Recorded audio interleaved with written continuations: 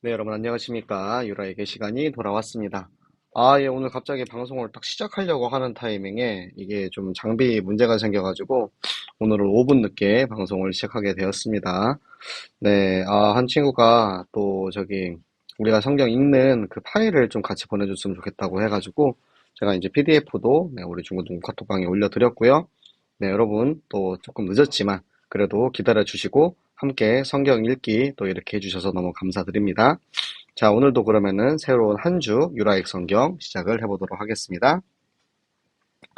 자, 우리 지난주에 26장 이제 절반 읽고 또 이제 남은 절반을 오늘 읽도록 할 건데요. 네, 26장의 후반부 내용은 예수님께서 이제 저 유다에게 팔려가서 이제 잡혀가는 내용이 담겨져 있습니다. 또 거기에 베드로의 예수님 부인하는 또 그런 사건도 담겨져 있는데 우리가 정말 집중하고 깊이 있게 들어가서 말씀 속에 진짜 예수님을 체험하는 그런 시간이 되시기를 바랍니다. 우리 함께 같이 함께 읽도록 하겠습니다. 이에 예수께서 제자들과 함께 겟세마네라 하는 곳에 이르러 제자들에게 이르시되 내가 저기 가서 기도할 동안에 너희는 여기 앉아 있으라 하시고 베드로와 세베대의 두 아들을 데리고 가실새 고민하고 슬퍼하사 이에 말씀하시되 내 마음이 매우 고민하여 죽게 되었으니 너희는 여기 머물러 나와 함께 깨어 있으라 하시고 조금 나아가사 얼굴을 땅에 대시고 엎드려 기도하여 이르시되 내 아버지여 만일 할만하시거든 이 잔을 내게서 지나가게 하옵소서. 그러나 나의 원대로 마시옵고 아버지의 원대로 하옵소서 하시고 제자들에게 오사 그 자는 것을 보시고 베드로에게 말씀하시되 너희가 나와 함께 한 시간도 이렇게 깨어 있을 수 없더냐. 시험에 들지 않게 깨어 기도하라. 마음에는 원이로되 육신이 약하도다 하시고 다시 두 번째 나아가 기도하여 이르시되 내 아버지여 만일 내가 마시지 않고는 이 잔이 내게서 지나갈 수 없거든 아버지의 원대로 되기를 원하나이다 하시고 다시 오사 보신즉 그들이 자니 이는 그들의 눈이 피곤함일러라. 또 그들을 두시고 나아가 세 번째 같은 말씀으로 기도하신 후 이에 제자들에게 오사 이르시되 이제는 자고 쉬라. 보라 때가 가까이 왔으니 인자가 죄인의 손에 팔리느니라. 일어나서 함께 가자.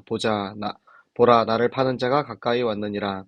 말씀하실 때에 열둘 중 하나인 유다가 왔는데 대제사장들과 백성의 장로들에게서 파송된 큰 무리가 칼과 몽치를 가지고 그와 함께 하였더라. 예수를 파는 자가 그들에게 군호를 짜 이르되 내가 입맞추는 자가 그이니 그를 잡으라 한지라. 곧 예수께 나와 랍비여 안녕하시옵니까 하고 입을 맞추니 예수께서 이르시되 친구여 내가 무엇을 하려고 왔는지 행하라 하신대 이에 그들이 나와 예수께 손을 대어 잡는지라. 예수와 함께 있던 자 중에 하나가 손을 펴 칼을 빼어 대제사장의 종을 쳐 그 귀를 떨어뜨리니 이에 예수께서 이르시되 내 칼을 도로 칼집에 꽂으라. 칼을 가지는 자는 다 칼로 망하느니라. 너는 내가 내 아버지께 구하여 지금 12군단 더 되는 천사를 보내시게 할 수 없는 줄로 아느냐. 내가 만일 그렇게 하면 이런 일이 있으리라 한 성경이 어떻게 이루어지겠느냐 하시더라. 그때 예수께서 무리에게 말씀하시되 너희가 강도를 잡는 것 같이 칼과 몽치를 가지고 나를 잡으려 나왔느냐. 내가 날마다 성전에 앉아 가르쳤으되 너희가 나를 잡지 아니하였도다. 그러나 이렇게 된 것은 다 선지자들의 글을 이루려 함이니라 하시더라. 이에 제자들이 다 예수를 버리고 도망하니라. 예수를 잡은 자들이 그를 끌고 대제사장 가야베에게로 가니 거기 서기관과 장로들이 모여 있더라. 베드로가 멀찍이 예수를 따라 대제사장의 집들에까지 가서 그 결말을 보려고 안에 들어가 하인들과 함께 앉아 있더라. 대제사장들과 온 공회가 예수를 죽이려고 그를 칠 거짓 증거를 찾으매 거짓 증인이 많이 왔으나 얻지 못하더니 후에 두 사람이 와서 이르되 이 사람의 말이 내가 하나님의 성전을 헐고 사흘 동안에 지을 수 있다 하더라 하니 대제사장이 일어나서 예수께 묻되 아무 대답도 없느냐. 이 사람들이 너를 치는 증거가 어떠하냐 하되 예수께서 침묵하시거늘 대제사장이 이르되 내가 너로 살아계신 하나님께 맹세하게 하노니 내가 하나님의 아들 그리스도인지 우리에게 말하라. 예수께서 이르시되 내가 말하였느니라. 그러나 내가 너희에게 이르노니 이후에 인자가 권능의 우편에 앉아 있는 것과 하늘 구름을 타고 오는 것을 너희가 보리라 하시니 이에 대제사장이 자기 옷을 찢으며 이르되 그가 신성모독하는 말을 하였으니 어찌 더 증인을 요구하리요. 보라 너희가 지금 이 신성모독하는 말을 들었도다. 너희 생각은 어떠하냐. 대답하여 이르되 그는 사형에 해당하니라 하고 이에 예수의 얼굴에 침 뱉으며 주먹으로 치고 어떤 사람은 손바닥으로 때리며 이르되 그리스도야 우리에게 선지자 노릇을 하라. 너를 친 자가 누구냐 하더라. 베드로가 바깥들에 앉았더니 한 여종이 나와 이르되 너도 갈릴리 사람 예수와 함께 있었도다 하거늘 베드로가 모든 사람 앞에서 부인하여 이르되 나는 내가 무슨 말을 하는지 알지 못하겠노라 하며 앞문까지 나아가니 다른 여종이 그를 보고 거기 있는 사람들에게 말하되 이 사람은 나사렛 예수와 함께 있었도다 하느냐. 베드로가 맹세하고 또 부인하여 이르되 나는 그 사람을 알지 못하노라 하더라. 조금 후에 곁에 섰던 사람들이 나와 베드로에게 이르되 너도 진실로 그 도당이라 내 말소리가 너를 표명한다 하거늘 그가 저주하며 맹세하여 이르되 나는 그 사람을 알지 못하노라 하니 곧 닭이 울더라. 이에 베드로가 예수의 말씀에 닭 울기 전에 내가 3번 나를 부인하리라 하심이 생각나서 밖에 나가서 심히 통곡하니라. 아멘. 자, 우리 마태복음 26장의 말씀. 예수님께서 최후의 만찬을 마치시고 이제 감람산으로 올라가십니다. 감람산에 겟세마네라는 동산이 있어요. 겟세마네의 이름 뜻은 기름을 짜는 틀이라는 뜻이에요. 그러니까 감람산은 뭐죠? 감람나무에서 감람유를 채취하는 곳이죠. 그러니까 그 감람유를 채취하는 기름 짜는 틀이라는 뜻을 가진 겟세마네 동산에서 예수님이 마지막으로 집중 기도를 하시는 거예요. 그때 올라가실 때 세베대의 2 아들 야고보와 요한을 그리고 베드로를 데리고 이제 그 동산에 올라가십니다. 이 죽음을 목전에 둔 예수님께서는 고민하고 슬퍼하는 마음으로 그 제자들에게 이야기를 하시는 거예요. 내가 이제 죽게 되었다. 그러니까 너희는 여기 동산 여기 입구에 서서 나와 같이 깨어 있어라. 그러니까 2가지 의미가 있습니다. 한 가지는 이제 너희가 자지 말고 깨어 있으라 이런 것도 있고, 2번째는 영적인 생명이 깨어 있어야 한다는 거죠. 그리고 얼굴을 땅에 대시고 엎드려 기도하며, 그러니까 완전히 그냥 이렇게 기도하시는 거예요. 얼마나 간절한 기도를 하시냐면 하나님 앞에 기도하는 거예요. 이 잔을 내게서 지나가게 하옵소서. 이 잔이 무엇입니까? 이제 곧 겪어야 할 이 십자가의 고난, 십자가에 죽으시고 부활하신 그 역할을 나에게 지나가게 하옵소서. 근데 나의 원대로 마시고 아버지의 원대로 하옵소서. 이렇게 기도를 하시죠. 그리고 제자들에게 왔는데 자고 있는 거예요. 제자들이. 그 모습을 보면서 베드로에게 너희가 나와 1시간도 이렇게 깨어 있을 수 없느냐? 나는 지금 저 생명을 걸고 이렇게 애타게 기도하고 있는데 너희가 어찌 그렇게 할 수가 없느냐? 여러분도 우리가 예배를 드리거나 혹은 설교를 하거나 다락방을 하거나 전도를 할 때 그런 마음들이 들 때가 있어요. 진짜 이 복음을 알아야 되는데, 들어야 되는데, 깨어야 되는데, 정신 차려야 되는데 그 듣지 못하는 사람들을 보면은 그 예수님의 그 애타는 심정인 거죠. 1시간도 네가 깨어 있을 수 없느냐라는 그 예수님의 마음. 그리고 그렇게 말씀을 하십니다. 너희가 마음은 언니로도 육신이 약하도다. 이게 뭐냐면 우리가 영력, 지력, 체력, 경제력, 인력, 이 5력을 다 준비해야 하는 이유이기도 합니다. 왜냐면 이들이 영적으로 지금 깨어있지 못한 것도 있지만 문제는 육신적으로, 여러분 당연히 밤을 새면 피곤하죠. 잠도 자지 못하고, 또 방금 밥도 먹고 왔잖아요. 최후의 만찬을 하고 왔는데 늦은 시간 밤이 되고 새벽이 되니까 이제 너무 피곤한 거죠. 눈꺼풀이 얼마나 무거울까요? 그리고 나서 예수님께서 그렇게 이야기하시고 다시 또 올라가서 기도하십니다. 만일 이 잔이 내게서 지나가지 않을 수 없으면 그러면 아버지의 원대로 되기를 원합니다. 절대적 순종에 대한 고백을 하는 거죠. 그리고 나서 다시 이렇게 내려와서 보니까 이 눈이 이제 완전히 이제 잠이 차 있는 거예요. 그래서 아유, 밤새으니 얼마나 피곤했을까. 그리고 나서 또 그들을 두시고 또 3번째 기도를 하시고 이제 내려오시고 그렇게 이야기를 합니다. 이제는 자라. 자라. 이제는 때가 가까이 왔다. 내가 이제 팔려갈 때가 됐어. 그러니까 너희 그냥 쉬고 자. 라고 이야기를 하시는 거예요. 그리고 나선 이제 나를 파는 자, 유다가 가까이 왔죠. 유다가 왔는데 칼과 몽치가 뭐냐면 나무 막대기, 그러니까 몽둥이를 얘기합니다. 몽둥이. 그러니까 저 세상의 사람들은 세상의 힘, 이 폭력을 가지고 이제 예수님을 잡으러 온 거죠. 그리고 나서 이제 암호를 짜는 거예요. 내가 가서 입 맞추는 사람이 예수님이다. 그러니까 그를 잡아라.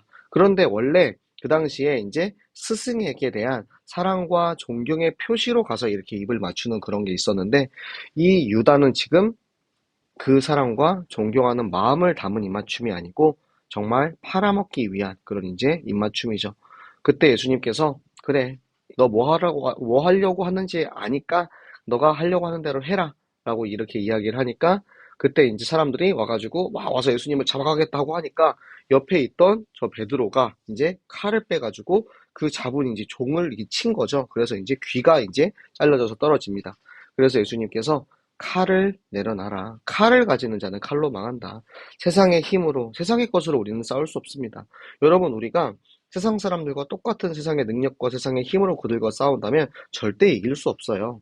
하지만 우리에게는 세상의 것이 아닌 영적인 힘, 영적인 생명이 있기 때문에 반드시 그것을 가지고 싸워야 한다는 사실을 꼭 기억하시기 바랍니다. 예수님께서 내가 지금 하나님한테 기도하면은 12군단, 그 당시에 한 군단에 약 6천 명 정도의 이제 군대가 속해 있기 때문에 12군단이라고 하면 7만 2천 명 정도가 되는 수많은 이제 무리가 되는 천군 천사가 이렇게 와서 싸우게 할 수도 있지만, 하지만 이런 일이 있으리라 한 성경의 말씀, 성경에 예언된 말씀이 성취되어야 하기 때문에 그 말씀에 순종을 하기 위하여서 지금 내가 잡혀가겠다라는 것입니다. 그리고 나서 그들에게 이야기하죠. 내가 맨날 성전에 앉아서 가르치고 있을 때는 너희가 그때 날 잡아가지 않았잖아. 왜? 잘못한 게 없으니까 잡을 게 없죠. 그런데 너희가 지금 와서 나를 잡겠다라고 하는 것은 내가 잘못해서가 아니고 하나님께서 미리 예정하신 대로 그 예언의 말씀을 이루기 위해서다라고, 그리고 이제 예수님께서 잡혀가시죠. 그런데 제자들이 우리 방금 지난주 금요일 날 읽었던 이 26장 이 35절 그 윗부분에 베드로와 그 제자들이 내가 죽을지언정 예수를 버리지 않겠습니다라고 말했던 그 제자들이 다 도망쳤어요. 우리의 모습 아닙니까? 정말 이런 핍박이나 어려움이 있을 때 내가 생명 가지고 이 믿음을 지킬 수 있을까요? 물론 당연히 우리가 그렇게 해야 되는 건 맞지만 우리가 실수하고 연약한 부분이 다 있다라는 거죠. 그리고 나서 그들이 잡아가지고 이제 대제사장과 서기관과 장로들이 있는 사내들인 공회로 끌고 갑니다.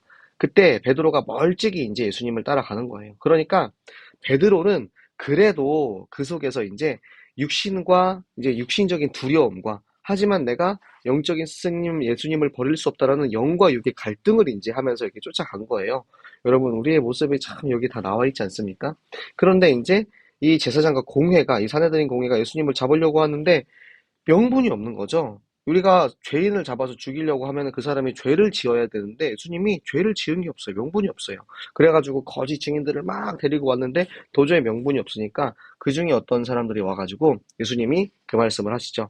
저 예루살렘 성전을 말씀하시면서 저 성전을 헐고 사흘 만에 다시 지을 것이다. 그러니까 그 뜻은 무엇이냐면 성전된, 하나님의 성전된 우리의 몸, 그리고 예수님께서 그 성전된 몸이 죽으시고 성전이 헐고 사흘 만에 다시 부활하실 것이다라는 그 뜻에 대한 내용이지만, 그것을 이제 가지고 명분을 가지고 이 사람들이 너를 잡아 죽일 만한 증거가 되겠냐라고 이제 물어보시는 거예요. 그러니까 예수님은 그냥 대답을 하지 않고 계시는 겁니다.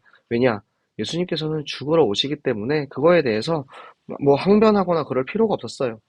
그렇지만 대제사장은 네가 하나님의 아들 그리스도라고 우리 앞에서 이야기해라. 그러니까 너를 신성 모독으로 잡아 죽이기 위해서 얘기해라 라고 하지만 네가 지금 이야기했잖아.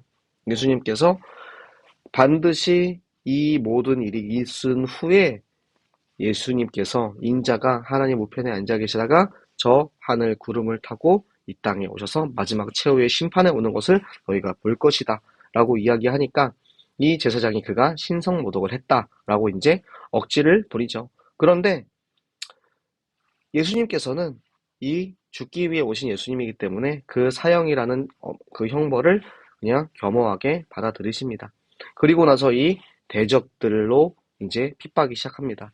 얼굴에 침을 뱉고 주먹으로 치고 손바닥으로 치고 그러면서 이제 조롱하는 거예요. 예수님을 조롱하면서 야, 너가 선지자 아니냐? 선지자면은 우리가 자 누가 너를 이렇게 괴롭혔냐? 한번 복수해봐라. 어떻게 해봐라. 라고 이야기를 하는 거죠.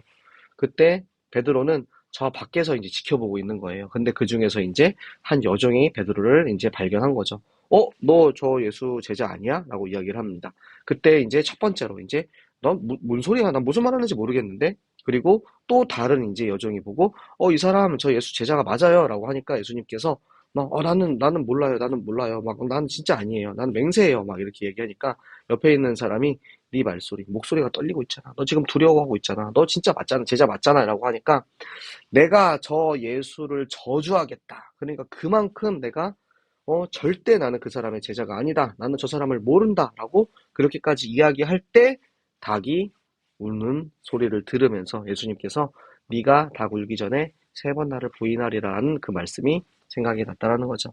예수님께서는 이미 다 아셨고 이미 다 준비가 되셨고 이미 우리를 위해서 죽기 위해 이 땅에 오신 예수 그리스도십니다.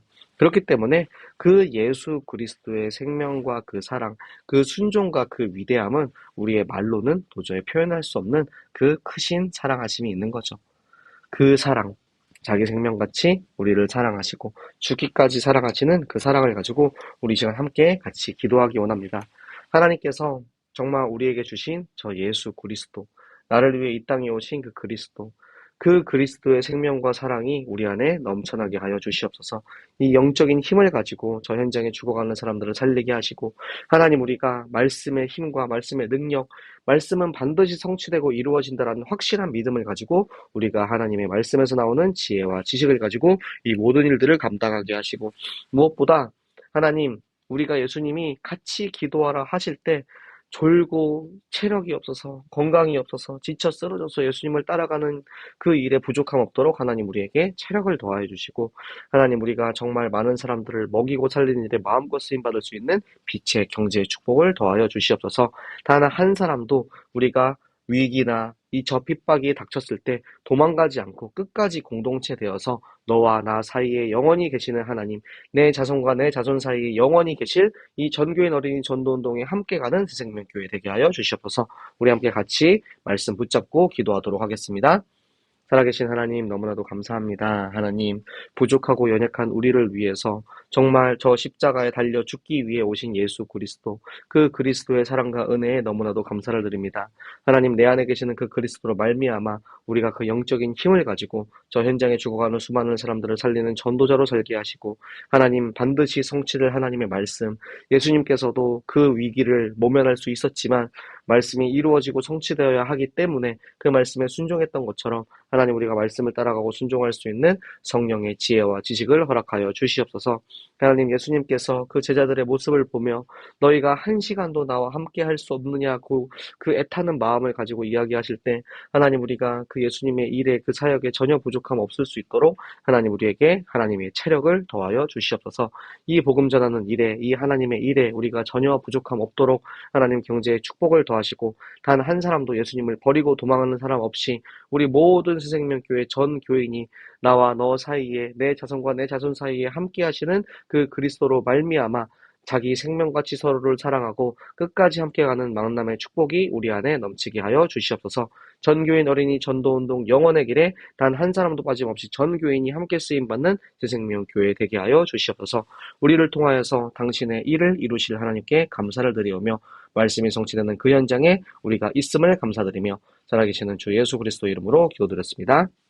아멘.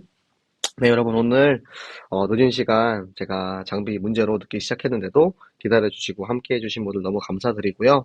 하나님 말씀이 여러분에게 정말 꿀송이보다도 달고 여러분 발의 등이고 여러분 길의 빛이 되어서 항상 말씀과 함께 동행하는 여러분 되시기를 예수 그리스도 이름으로 축복합니다. 여러분, 오늘 너무 수고하셨고요. 내일도 같은 시간 우리 10시에 만나도록 하겠습니다. 내일 만나요. 안녕.